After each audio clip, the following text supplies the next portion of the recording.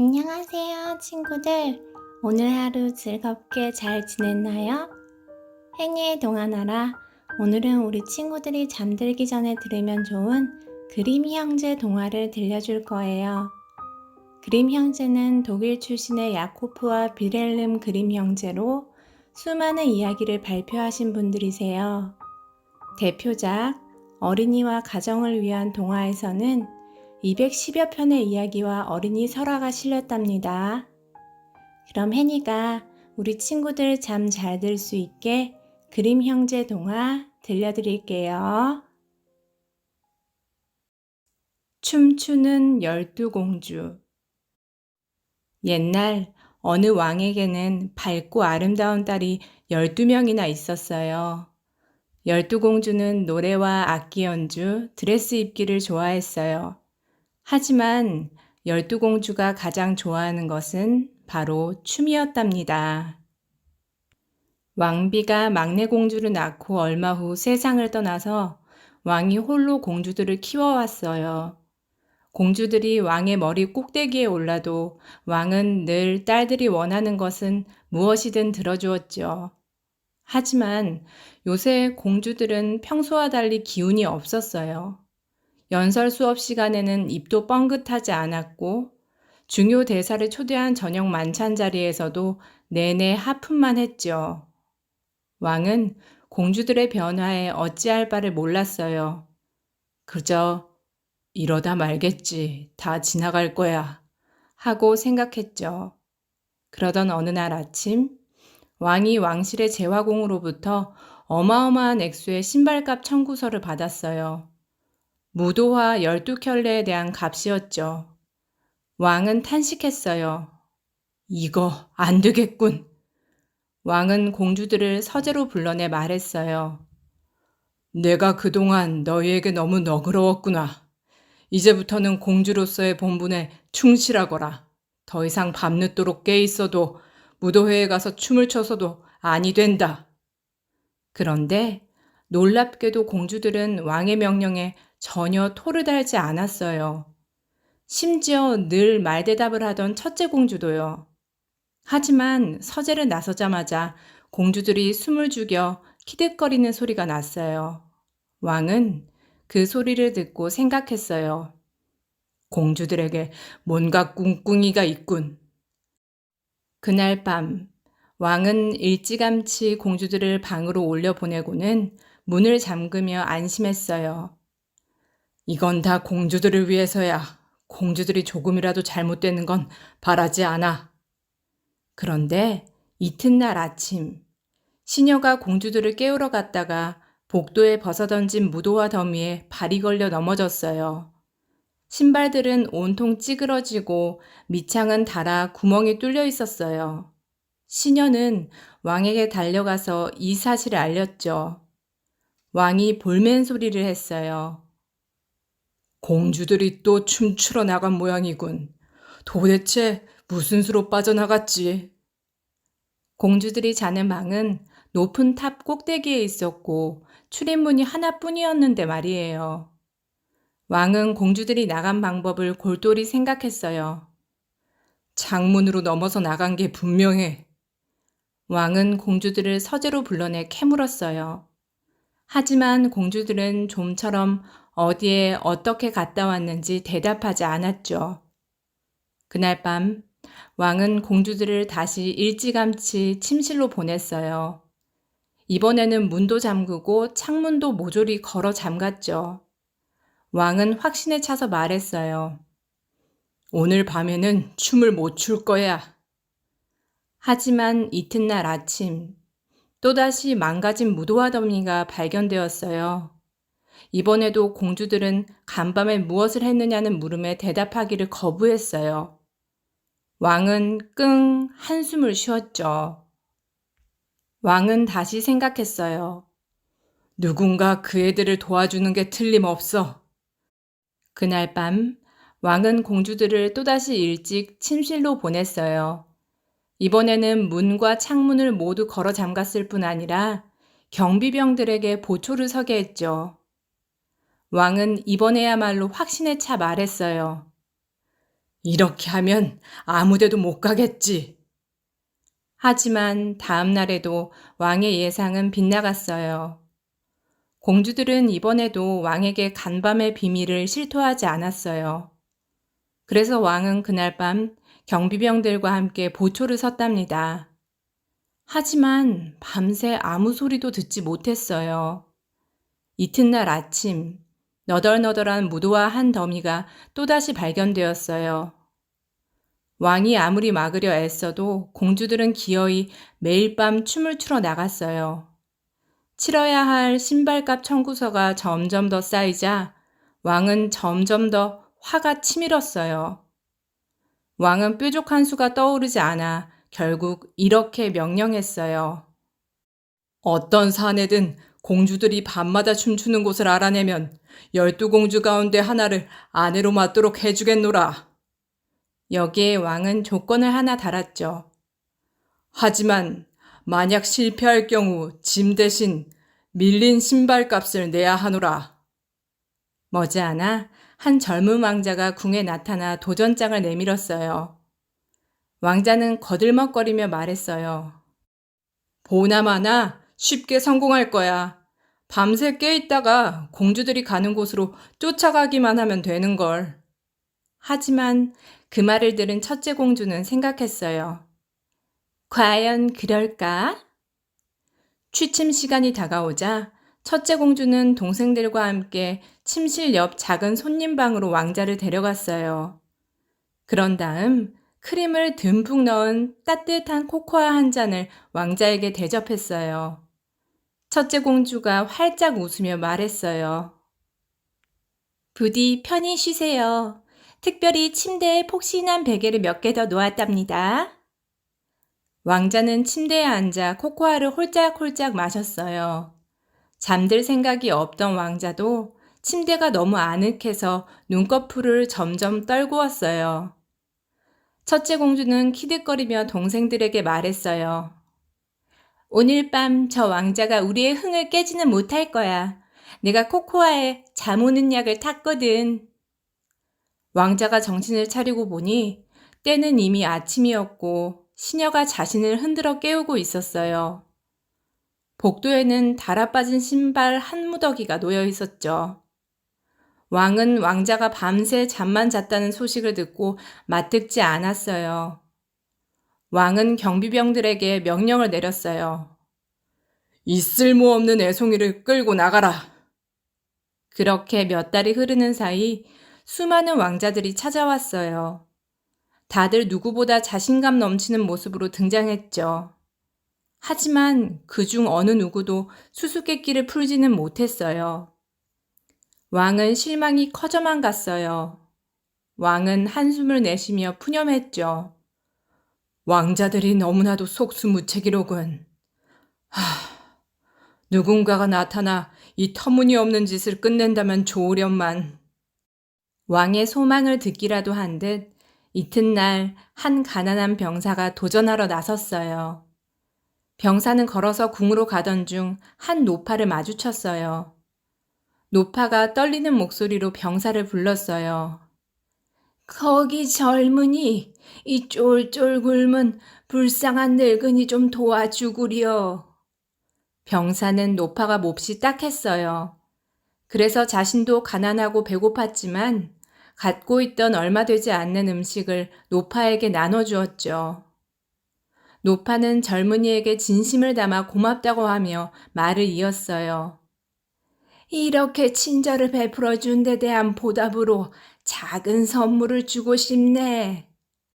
노파는 주섬주섬 가방을 뒤지더니 거미줄처럼 하늘하늘한 망토를 꺼냈어요. 노파는 병사에게 망토를 건네주며 말했죠. 자, 걸쳐보게나. 놀랍게도 병사가 어깨에 망토를 걸치자마자 감쪽같이 눈에 보이지 않게 되었어요. 이어서 망토를 벗자 병사의 모습이 다시 나타났어요. 병사가 외쳤어요. 투명 망토잖아.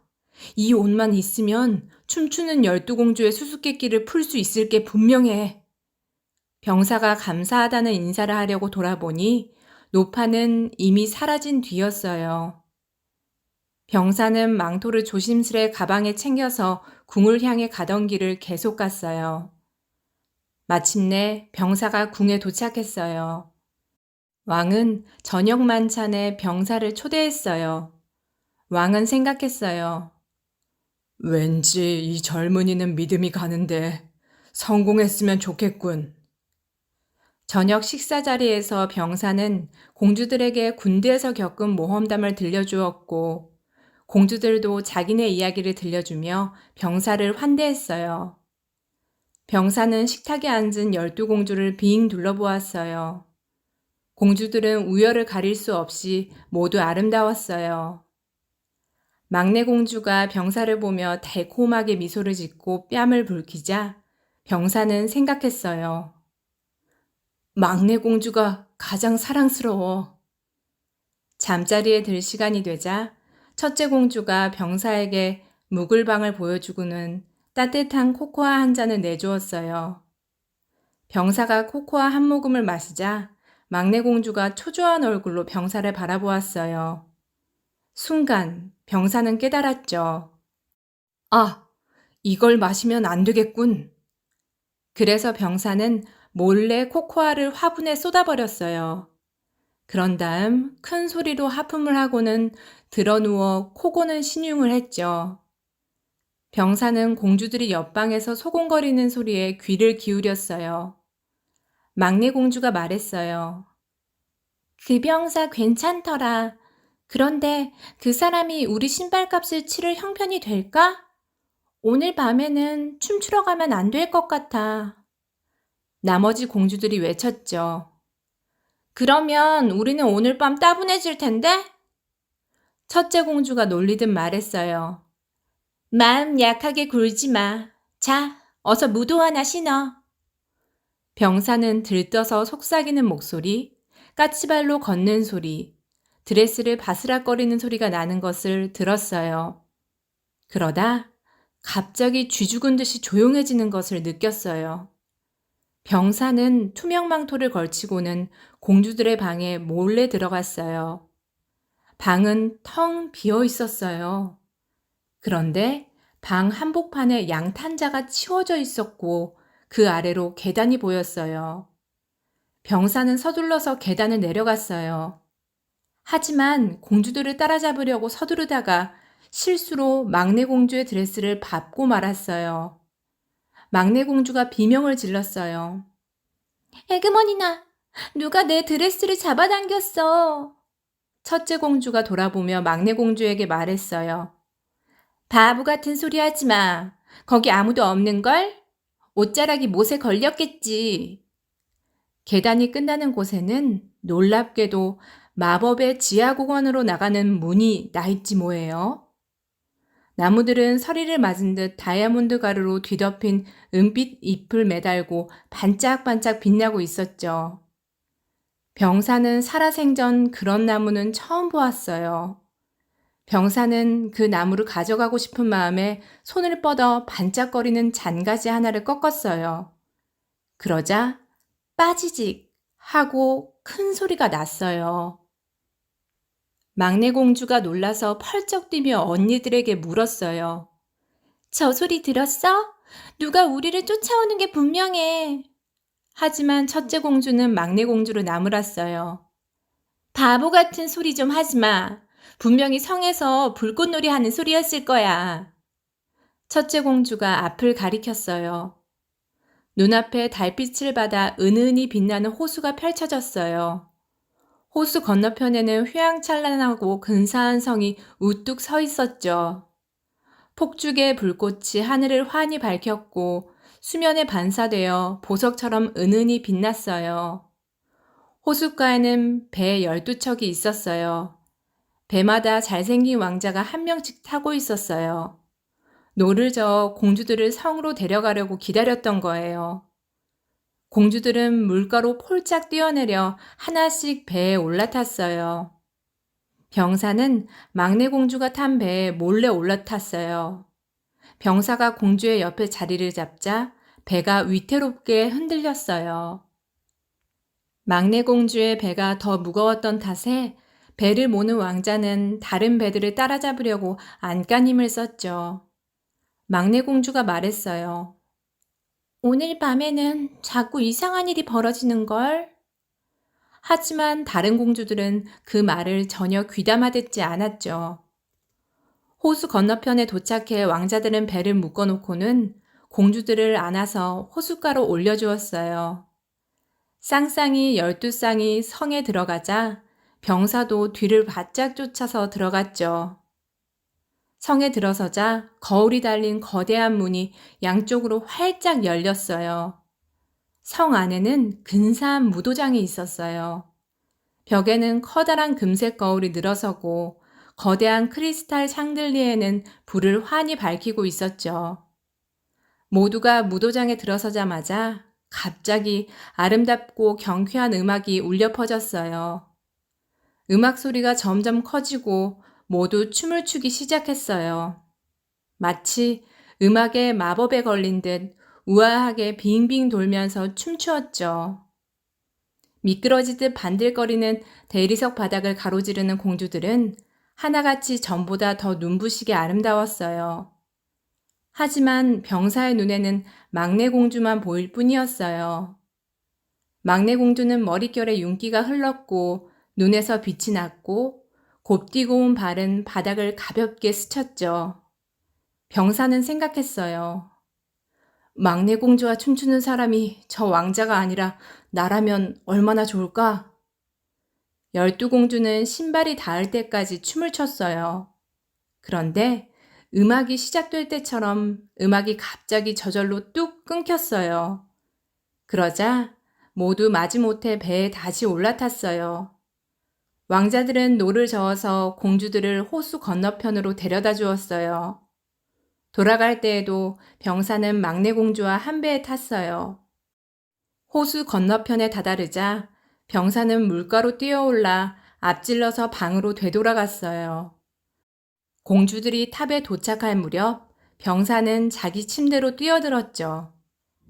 피곤했지만 만족감에 젖은 공주들은 망가진 신발을 벗어 던졌어요. 그런 다음 병사의 방을 들여다보았어요. 병사는 시끄럽게 코를 골며 자는 신용을 했죠. 첫째 공주가 속삭였어요. 저 사람 밤새 골아 떨어졌나 봐. 거봐, 내가 걱정할 것 없다고 했잖아? 막내 공주가 생각에 잠겨서 말했어요. 좋은 사람인데 골탕 먹이지 말았어야 했어. 병사는 이불을 뒤집어 쓴 채 미소를 지었어요. 공주들은 까치발로 침실로 돌아가 문을 닫았어요. 병사는 아침이 오기만 기다렸죠. 공주들이 잠든 지 얼마 지나지 않아 시녀가 공주들을 깨우러 왔어요. 시녀는 잠갔던 탑의 문을 열고 들어가서 평소처럼 복도에 팽개쳐진 무도화 더미를 발견했어요. 하지만 놀랍게도 병사는 말짱히 깨어 있었죠. 병사가 들떠서 왕의 서재로 헐레벌떡 달려갔고 12공주는 발을 끌며 뒤따라 들어갔어요. 개슴츠레한 눈으로 하품을 쩍 하면서 말이에요. 왕이 병사에게 물었어요. 그래, 어땠나? 병사가 씩씩하게 대답했어요. 폐하, 제가 수수께끼를 풀었습니다. 왕이 눈썹을 축혀 올리며 물었어요. 정말인가? 병사가 대답했죠. 네, 12공주가 매일 밤 어디에 가는지 알아냈습니다. 병사는 투명 망토는 물론 비밀 계단, 반짝거리는 나무, 빈다는 호수 건너편 마법의 성 이야기까지 모두 왕에게 털어놓았어요. 도저히 그 말을 믿을 수 없었던 왕은 의심하며 병사에게 물었어요.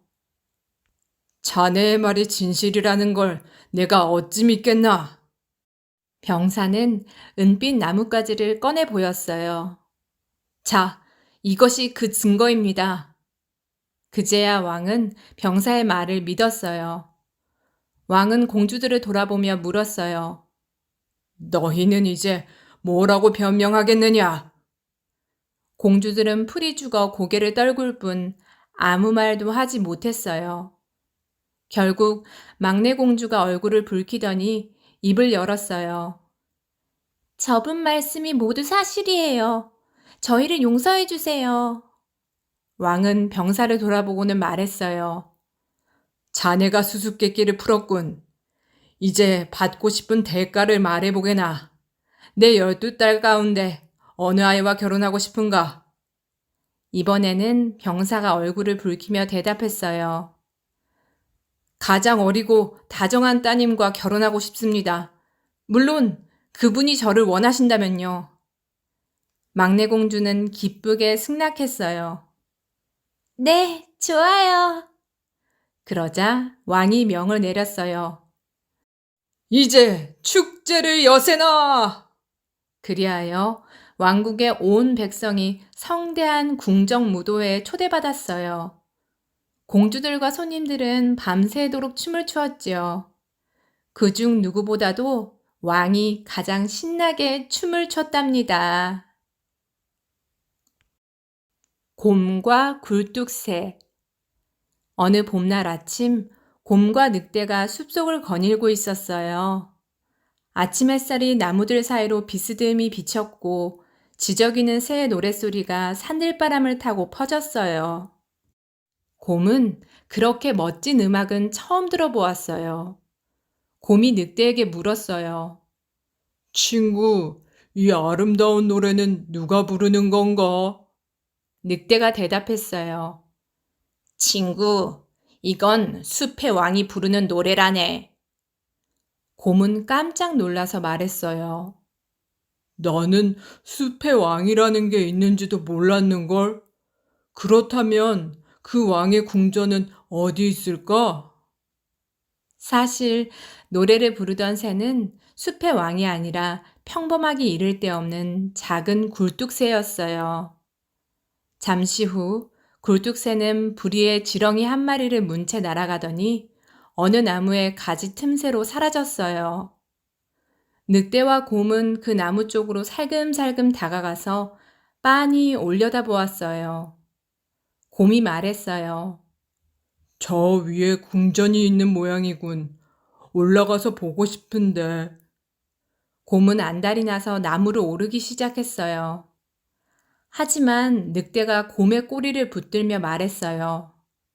서두르지 말고 숲의 왕이 다시 나올 때까지 기다리세. 곰은 조바심이 나서 나무 주위를 서성거렸죠. 마침내 굴뚝새가 날아가고 나서야 곰은 나무를 기어오르기 시작했어요. 하지만 둥지에 다다른 곰은 실망하고 말았어요. 왕의 궁전은 나무 둥치에 이끼를 채운 작은 구멍에 지나지 않았어요. 더욱이 실망스러운 건 갈색 손뭉치 같은 새끼 굴뚝새들이었어요. 녀석들은 새까만 눈이 툭 붉어졌고 노란 부리를 쩍 벌리고 있었죠. 곰이 퉁명스럽게 말했어요. 무지 못생겼네. 너희 따위가 왕자나 공주일 리 없지. 게다가 이 초라한 둥지는 왕의 궁전으로는 걸맞지 않은걸. 새끼 굴뚝새들이 짹짹거리며 대꾸했어요. 어찌 감히 그리 무엄하냐. 짹짹. 아바마마가 아시면 내 놈이 죗값을 톡톡히 치르게 하실 거다. 곰은 그 말을 듣고도 콧방귀를 뀌었어요. 그저 어깨를 으쓱하고는 나무에서 도로 내려왔죠. 화가 난 새끼 굴뚝새들은 아비 굴뚝새가 돌아올 때까지 목 놓아 울었어요. 새끼 굴뚝새들은 아비 굴뚝새가 돌아오자 일러 바쳤어요. 아빠, 저 커다란 갈색 곰이 우리 보고 못생겼대요. 아비 굴뚝새는 깃털을 세우고 가슴을 잔뜩 부풀리고는 으름장을 놓았어요. 그 곰 녀석에게 따끔하게 혼쭐을 내줘야겠군. 곧 굴뚝새는 동굴로 날아가 잠자는 곰의 주둥이를 쪼았어요. 곰은 깜짝 놀라며 깨어나 으르렁거렸어요. 따가워! 굴뚝새가 짹짹 소리쳤어요. 네가 감히 우리 종족을 흉봐? 이제 전쟁이다! 곰이 졸음에 겨운 목소리로 대답했죠. 정 그렇겠다면 내일 붙자고. 그런데 조그만 굴뚝새 주제에 어떻게 나를 이기겠다는 거야? 굴뚝새는 곰의 말을 받아쳤어요. 두고 보라지. 그런 다음 굴뚝새는 자기 편을 모으러 날아갔어요. 그 후 숲에 사는 네발 짐승은 모두 곰의 편을 들고 날개 달린 동물은 모두 굴뚝새의 편을 들었어요. 굴뚝새가 파리 한 마리를 보내 네발 짐승들을 엿보게 했어요. 파리는 꽃 속에 숨어서 곰이 하는 말을 엿들었어요. 곰이 여우에게 물었어요. 여우, 자네가 우리 중에 가장 영리하잖나. 어떻게 날짐승들을 이길 수 있겠나? 여우가 대답했어요. 암호를 정하세. 내가 꼬리를 치켜들면 그건 돌진하라는 신호네. 반면 꼬리를 늘어뜨리면 최대한 빨리 달아나라는 뜻이고. 파리는 돌아가서 굴뚝새에게 그 이야기를 전했어요. 굴뚝새도 나름대로 영리한 계획을 꾸미고 있었죠. 굴뚝새는 말벌떼를 불러 모아 특별한 임무를 맡겼어요. 동틀녘이 되자 숲에 전쟁의 함성이 쩌렁쩌렁 울렸어요. 양쪽 군대는 서로 마주보고 늘어섰죠. 한편에서는 늑대들이 울부짖고 곰들이 으르렁거렸어요. 다양한 생김새와 몸집이 각양각색인 네발 짐승들이 단단한 발굽으로 발을 구르자 우레 같은 소리가 땅을 뒤흔들었어요. 반대편에서는 빽빽 우는 새들과 윙윙거리는 벌레들로 이뤄진 날짐승 군대가 곧 들이닥칠 폭풍의 먹구름처럼 하늘을 맴돌고 있었죠. 여우가 털복숭이 꼬리를 세우자 네발 짐승들이 돌진했고 날짐승들은 네발 짐승들과 맞붙으려고 땅으로 휙 내려왔어요. 굴뚝새가 신호를 보내자 말벌 한 마리가 여우의 꼬리 밑으로 날아들어갔어요. 말벌은 여우를 아주 세게 쏘았어요. 하지만 용맹한 여우는 꼬리를 계속 치켜들었어요. 그러자 굴뚝새는 말벌을 하나 더 내려보냈어요. 여우는 아파서 낑낑거리면서도 용케도 계속해서 꼬리를 들고 버텼어요. 그런데 여우는 세 번째 말벌에 쏘이자 더는 아픔을 참을 수가 없었어요.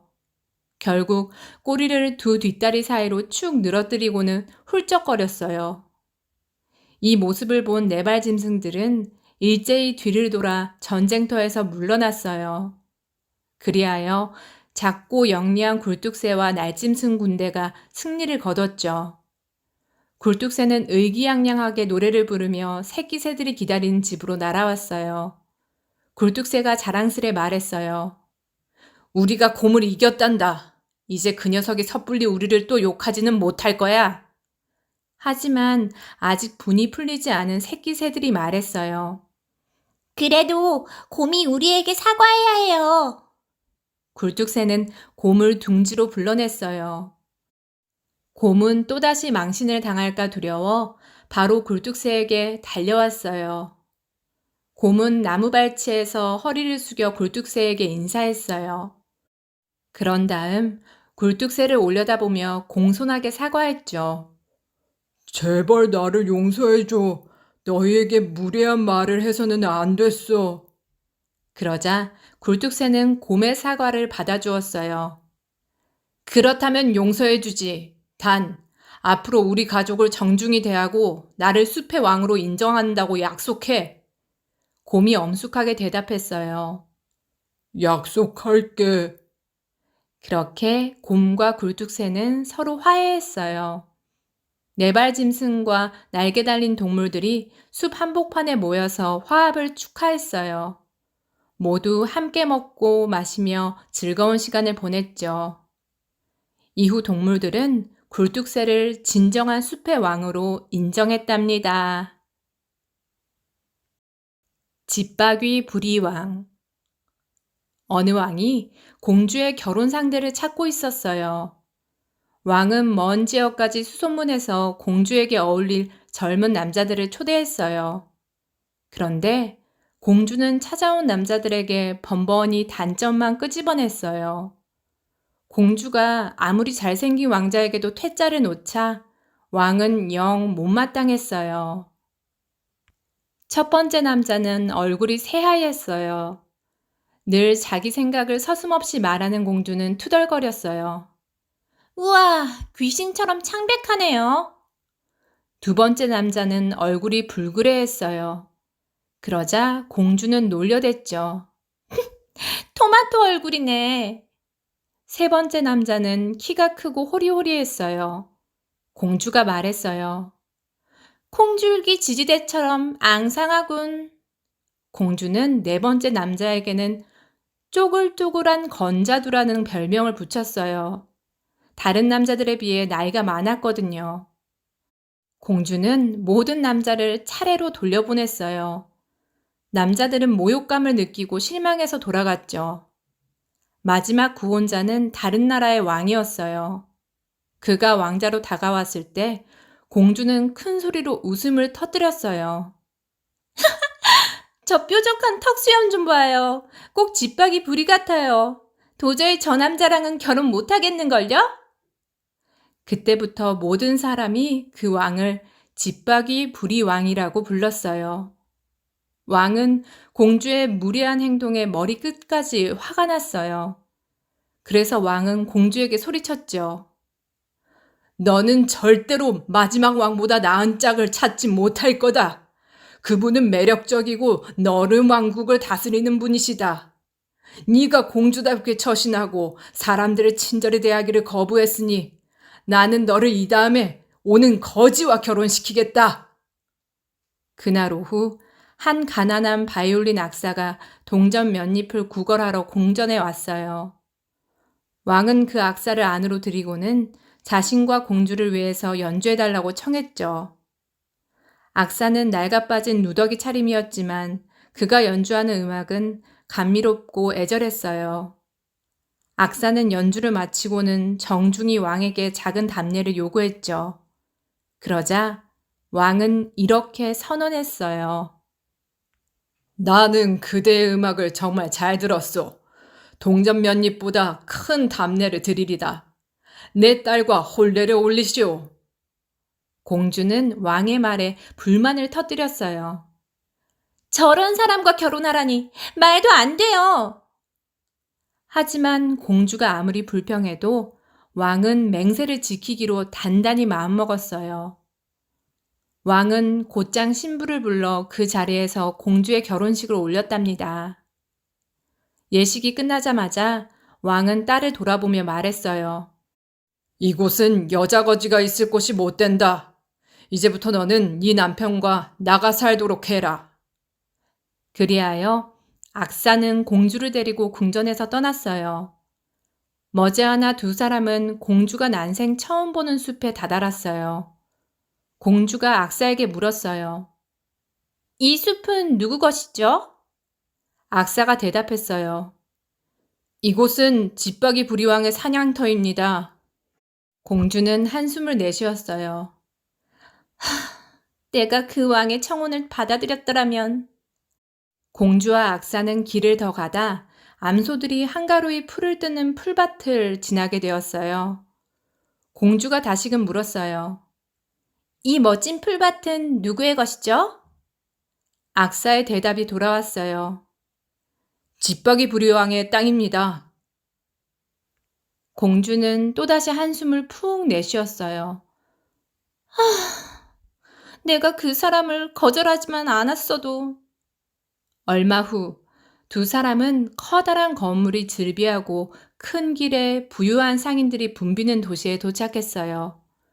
공주가 악사에게 물었어요. 이 멋진 도시는 누가 다스리죠? 악사가 대답했어요. 물론 집박이 부리왕이 다스리죠. 공주가 말했어요. 내가 그 사람 청혼만 받아들였더라면 이 모든 게 내 차지였을 텐데. 이 말을 들은 악사는 상처 입은 표정으로 공주를 돌아보았어요. 그러더니 슬픈 목소리로 말했죠. 다른 사람과 결혼했으면 좋았을 거라는 말이 저에게 얼마나 상처가 되는지 모르세요? 제가 부족하다고 생각하시는군요. 악사의 표정이 너무 속상해 보여서 공주는 처음으로 자신의 말을 후회했어요. 두 사람은 말없이 계속 걷다 마침내 다 쓰러져가는 조그만 오두막집에 다다랐어요. 공주가 물었어요. 이런 작고 누추한 집에 누가 살겠어요? 악사는 자랑스레 말했어요. 제가요. 그리고 이제 당신도 함께 살 거예요. 악사가 문을 열어주자 공주는 얼굴을 붉히며 허리를 숙여 안으로 들어갔어요. 공주가 하나뿐인 방 안을 신기하다는 듯 둘러보며 물었어요. 하인은 어디 있죠? 악사가 대답했어요. 없어요. 대신 당신이 집을 살피며 혼자서 모든 일을 해야 해요. 일단 화덕에 불을 지피고 우리가 먹을 저녁을 차려주겠어요? 오래 걸었더니 몹시 배가 고파요. 하지만 공주는 여태껏 집안일이라고는 해본 적이 없었어요. 불을 붙이려다 말끔히 매니큐어를 바른 손톱이 긁히자 공주는 더는 일하려고 들지 않았어요. 결국 악사가 공주를 도와야 했죠. 이튿날 아침, 악사는 동도 트기 전에 공주를 깨워 말했어요. 저는 일하러 나가야 해요. 어제 저녁에 먹은 그릇들 설거지부터 하세요. 그 다음 집 청소를 하고 텃밭에 잡초를 뽑고 저녁을 차리면 되겠네요. 집에 혼자 남은 공주는 생각했어요. 내가 너무 까다롭게 굴지만 않았어도 이런 돼지우리 같은 곳에서 살게 되지는 않았을 텐데. 하지만 이제 갈 곳이 없어진 공주는 그곳에서 최선을 다해 살아가는 수밖에 없었죠. 살림을 하는 건 쉽지 않았어요. 공주는 설거지를 하다가 비누 거품을 사방에 튀겼어요. 마당의 따가운 쐐기풀밭에서 넘어지기도 했죠. 또 양파를 까느라 눈물을 뽑았고 당근을 썰다가 손가락을 베었어요. 집에 돌아온 악사는 공주가 다 타버린 스튜를 들고 눈물을 줄줄 흘리는 것을 보았어요. 악사가 다정하게 말했어요. 울지 마요. 자, 내가 도와줄게요. 그렇게 둘이 힘을 합쳐서 새로 스튜를 끓였어요. 몇 주 사이에 공주와 악사는 없는 형편에도 그럭저럭 살아가게 되었어요. 공주는 새로운 생활에 적응하느라 힘들었어요. 하지만 악사가 다정하게 보살펴 주어서 견딜 수 있었어요. 공주는 악사를 점점 더 좋아하게 되었어요. 공주는 생각을 고쳐먹었죠. 비록 거지라 해도 그이는 마음씨도 착하고 얼굴도 잘생겼어. 그러던 어느 날 창고에 먹을 게 바닥나 버렸어요. 남은 것이라고는 썩어가는 감자 한 알, 양배추잎 몇 조가리와 베이컨 부스러기가 전부였죠. 공주는 있는 대로 넣어서 묽은 수프를 끓였어요. 악사가 공주에게 말했어요. 우리 계속 이렇게 살 수는 없어요. 당신도 돈을 벌 방도를 찾아봅시다. 버들가지로 바구니를 짜서 내다 팔면 어때요?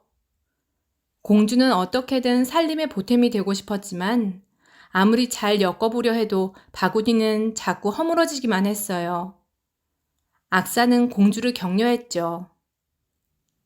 괜찮아요. 당신은 실을 잡는데 더 소질이 있을지도 모르죠. 악사는 물레를 하나 빌려왔어요. 공주는 최선을 다해 물레를 돌렸어요. 하지만 거친 실에 고운 손가락을 베는 바람에 양모에 피를 잔뜩 흘리고 말았어요. 악사가 말했어요. 이건 못 쓰겠어요. 아무래도 우리 어머니의 오래된 자기 그릇을 장에 내다 팔아야겠어요. 악사는 찬장에 있던 컵과 접시를 모두 상자에 차곡차곡 집어넣었어요. 공주는 속으로 생각했어요. 우리 아버지 왕국의 백성들이 내가 길거리에서 그릇을 파는 모습을 보면 뭐라고 할까? 정말 창피할 거야. 하지만 공주는 자존심을 억누르고 시장에 나갔어요.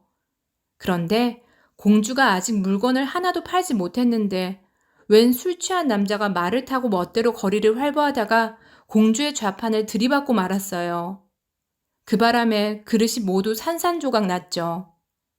공주가 집에 달려와 악사에게 울면서 말했어요. 아까 우리 집 자기 그릇이 다 깨져버려서 한 푼도 못 벌었어요. 우리는 이제 어떻게 먹고 살죠?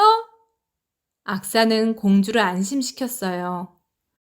걱정 마세요. 제가 집박이 부리왕의 궁전에 가서 혹시 그곳에 당신에게 알맞은 일자리가 있는지 부탁해 볼게요. 그리하여 공주는 왕궁 주방의 하녀로 일하게 되었어요. 새벽부터 해질녘까지 채소를 다듬어 썰고 설거지를 하고 바닥을 박박 닦았어요. 고된 일이었지만 남은 음식은 모든 집으로 가져갈 수 있었던 덕분에 공주와 악사는 굶주리지 않게 되었어요. 그러던 어느 날 왕실 요리사가 특별한 만찬을 준비해야 한다고 알렸어요. 집박이 부리왕의 결혼을 축하하는 잔치가 열린다는 것이었죠. 왕실 주방은 온통 기대감과 호기심으로 떠들썩했어요. 모두들 이렇게 궁금해했죠. 도대체 폐하의 신부가 누구일까? 그 후 일주일 내내 열대과일과 싱싱한 야채, 이국적인 향신료와 거대한 치즈덩이, 육즙이 흐르는 고기가 든 바구니, 고급 포도주병이 빼곡한 괴짝, 거품이 보글거리는 맥주가 가득한 술통 등을 배달부 소년들이 잔뜩 실어 날랐어요. 과거의 공주는 늘 연회에서 입을 드레스와 보석을 고르느라 바빴어요. 하지만 지금 공주는 자신의 삶이 얼마나 뒤바뀌었는가를 생각하거나 자신의 처지를 한탄할 겨를도 없이 바빴어요. 결혼식 날이 되자 악사가 공주에게 당부했어요. 반드시 좋은 자리에서 예식을 잘 지켜봐요. 그런 다음 어땠는지 저에게 다 이야기해 주세요. 그래서 손님들이 결혼 선물을 갖고 밀려들 동안 공주는 기둥 뒤에서 축하연을 지켜보았어요. 하인들은 높직이 쌓아 올린 잔치 음식 접시를 나르며 유유히 공주 곁을 지나갔고 가끔씩 공주에게 들러 음식 부스러기를 쥐어주곤 했어요. 공주는 그 음식을 집에서 악사와 나눠 먹으려고 주머니에 담아뒀죠. 징이 울리자 집박이 부리왕이 연회장에 들어왔어요. 파란 벨벳 외투를 차려입은 모습은 놀랍도록 근사했어요. 말끔하게 다듬은 턱수염은 조금도 우스꽝스럽지 않았어요. 실은 그 수염 덕분에 외모가 훨씬 더 돋보였죠. 공주는 한때 자신이 그의 외모를 놀려댔다는 사실이 믿기지 않았어요. 우러러보는 하객들에게 인사하기 위해 왕이 연회장을 도는 모습을 공주는 지켜보았어요. 그런데 당혹스럽게도 왕이 공주의 눈길을 알아차리고 말았어요. 공주는 왕이 자신을 알아보지 못하기를 바라며 기둥 뒤로 몸을 숨겼지만 소용없는 짓이었어요. 왕은 성큼성큼 걸어와 공주의 손을 잡았어요. 그런 다음 공주를 연회장 한가운데로 이끌며 말했어요. 저와 춤을 추시겠습니까? 화들짝 놀란 공주는 손을 뿌리치고 달아나려다가 그만 주머니에 넣어둔 음식물을 바닥에 온통 흘리고 말았어요. 공주의 귓가에 하객들의 웃음소리가 쟁쟁 울렸고 공주는 너무 창피한 나머지 두 눈에 눈물이 차올랐어요. 땅속으로 푹 꺼져 사라지고 싶었죠. 공주는 뒤돌아 그 자리에서 달아났어요. 그런데 집박이 부리왕이 공주를 쫓아오더니 복도에서 공주를 따라잡았어요. 공주는 부끄러운 나머지 머리를 조아리며 말했어요. 소란을 피워 죄송합니다. 그러자 귀에 익은 목소리가 들렸어요. 걱정 마세요. 당신은 아무 잘못 없어요. 고개를 든 공주는 혼란스러웠어요. 눈앞에 있는 사람이 다름 아닌 바이올린 악사였으니까요. 악사는 집박이 부리왕의 옷을 차려입고 공주를 바라보며 웃고 있었어요.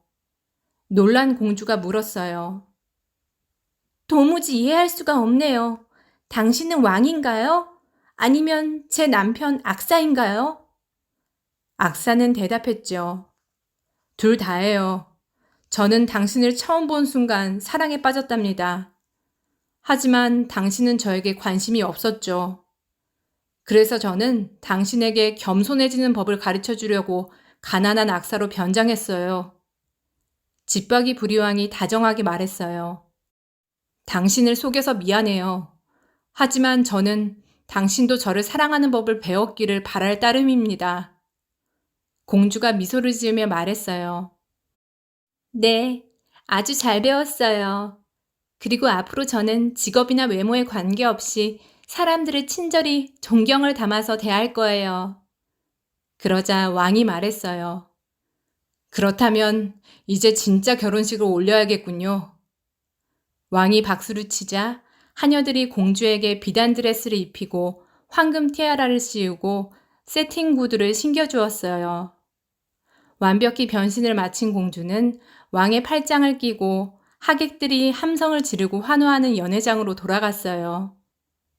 집박이 부리왕은 자신의 소중한 바이올린을 꺼냈어요. 왕이 경쾌한 춤곡을 연주하자 궁에 있던 사람 모두가 흥에 겨워 춤을 추었어요. 공주는 왕비로 살아가는 새로운 생활에 적응하며 어느 때보다도 행복해졌답니다.